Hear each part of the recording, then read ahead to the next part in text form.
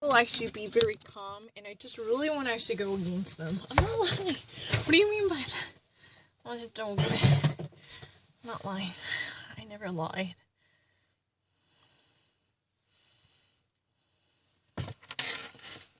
No, I just feel so bad. Reporting on it. My goodness, given what we've seen. Mm-hmm.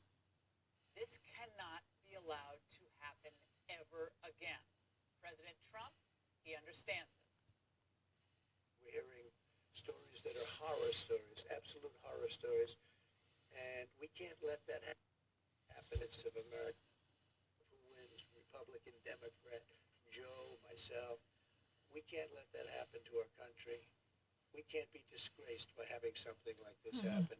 But it'll probably go through a process, a legal process. I have a feeling judges are going to have to rule.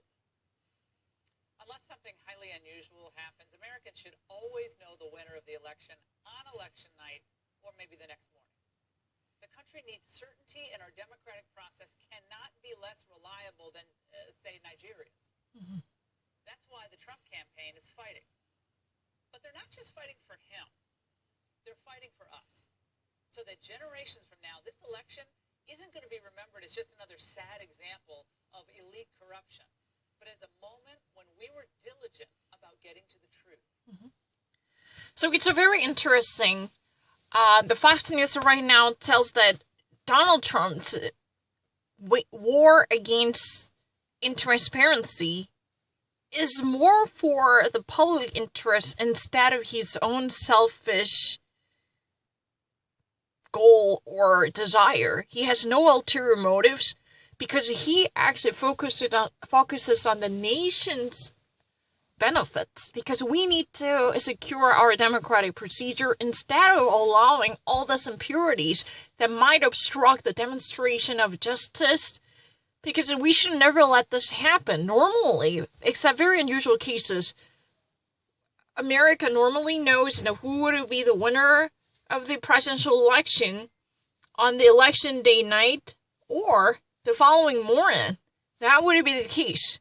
This is something like, that would be expected from a country like Nigeria, but I just really don't want to shame other country like Nigeria. I don't want to actually do that. It's not my opinion. This Fox News moderator somehow opts for Nigeria as the worst example. It should never be associated with such a stronghold of a democracy like America. According to her perspective, it's not mine. And the president, he himself says that this is a really disgraceful event that would dishonor the very stability of democracy, because there would be certain corruption condoned by the elite leftist, which might disrupt the very preservation of the election system in a proper sense. That's what has been already briefed by Donald Trump, and he's been right now waging a war against the election system, not just in defense of his own re-election bid, but he is more like driven to bring about the secure oversighting for the sake of nation's system. And in that way, he feels comfortable, even if he steps down from the seat, even if he is going to be out of office. That's how he portrays the whole brouhaha. He just actually pinpoints the motive of the legal battle pending as he's desired to bring back justice to the nation's democracy. I found it very interesting. This type of insecurity has never been witnessed from any type of countries except Nigeria, according to a Fox moderator.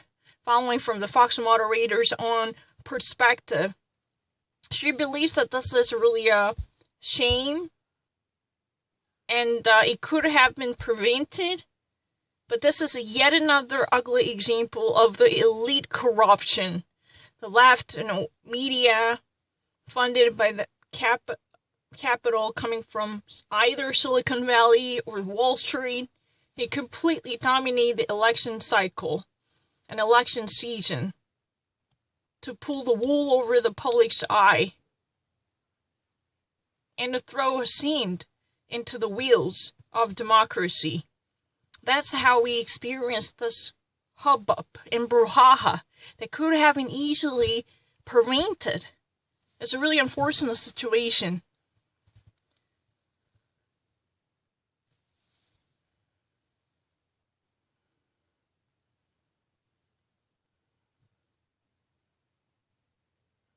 Let them do their jobs. They will report. They're reporting in a timely manner. I think people need to understand Pennsylvania as a state has never dealt with the scale of vote by mail before. Pennsylvania as a state, due to state law, did not allow these officials to start counting mail-in ballots until the election day vote was tabulated. Which was a mistake.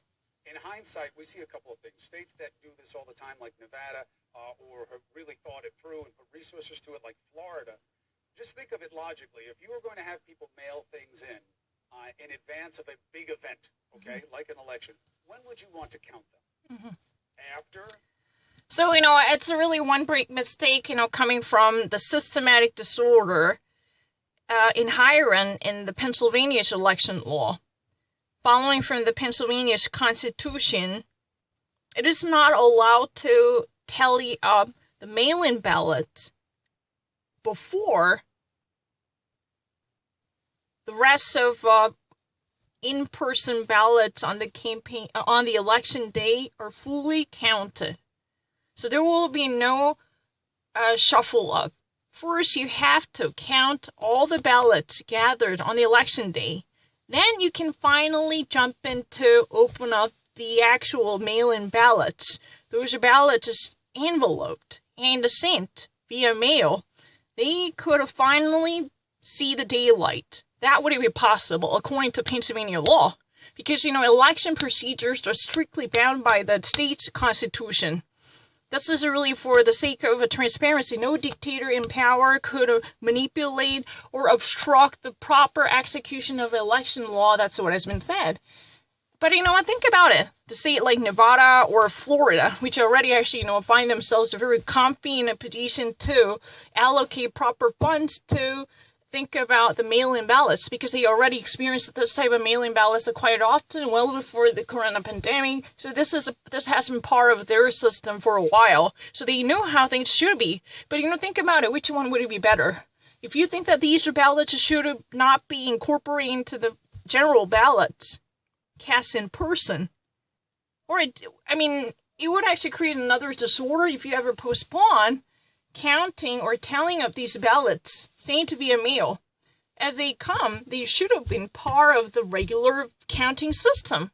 And that way we can actually minimize any disorder or any type of suspicion that they would be introduced into the system later with no legitimacy. Maybe. Who knows? I don't know. But Pennsylvania has never experienced this in a whopping number of ballots via mail. That's the first time in the state's history to ever experience this great amount of ballots sent by mail. No previous history ever in the modern American history in Pennsylvania has ever witnessed this scale up in the number of ballots, not thrown in person, but sent via mail. That's what has been said filmatically. It's really easy.